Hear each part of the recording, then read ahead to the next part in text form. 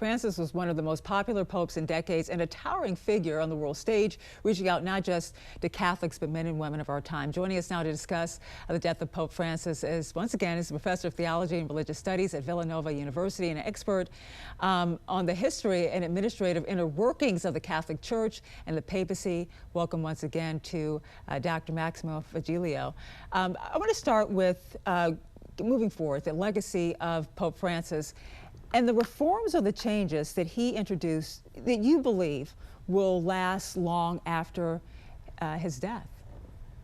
The most important thing is a process of global conversation that he started in the Catholic Church in 2021 called synodality. It's a difficult name, but for a very ancient practice, that when there's a crisis within Catholicism, the best way to handle that is not having small groups of experts talking about this, but asking people for their voice, to speak their mind. This means on the abuse crisis in the Catholic Church, on the role of women, on the transparency, all of that. So this has happened a little less in the United States, but much more in other countries. So this was Pope Francis' way to open up the conversation to what are the ways out of a certain crisis within Catholicism. You know, there's so many ways to describe Pope Francis. Of course, people talk about his humility. You, last hour, called him in some ways a disruptor.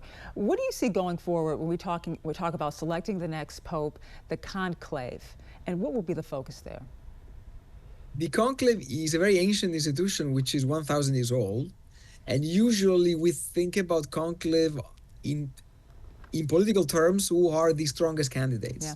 But actually, it works in a different way.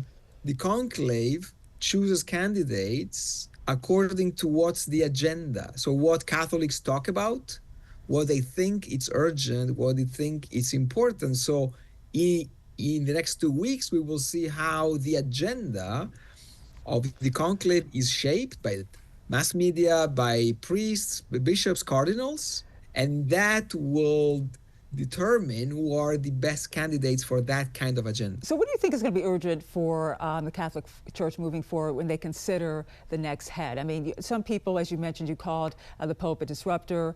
Some people have called him a reformer. Some people have talked about this divide between the church progressive leaders and conservative leaders and how they may want to have a more centrist Pope. Where do you think this is all headed?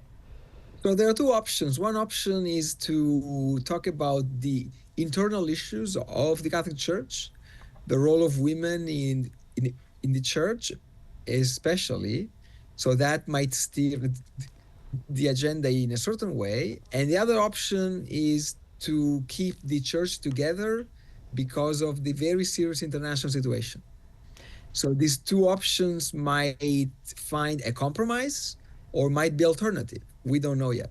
And let's just end with Pope Francis, because there's so many things that stand out about him. There is a humility and the fact he lived in the guest house, I believe. There's also the fact that he didn't shy away from political issues, whether it was talking about migration and being compassionate towards migrants, and then, of course, allowing priests to bless same-sex marriages. What do you think he will be known for? What will his legacy be?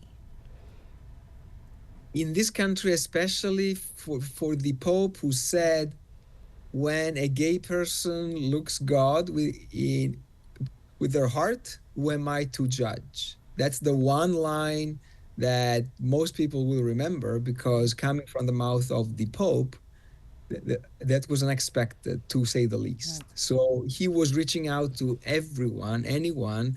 As James Joyce said, Catholicism is here comes everybody. And Pope Francis embodied really that. Well, thank you for joining us twice this morning. Massimo Flagelio, once again, thank you. Thank you.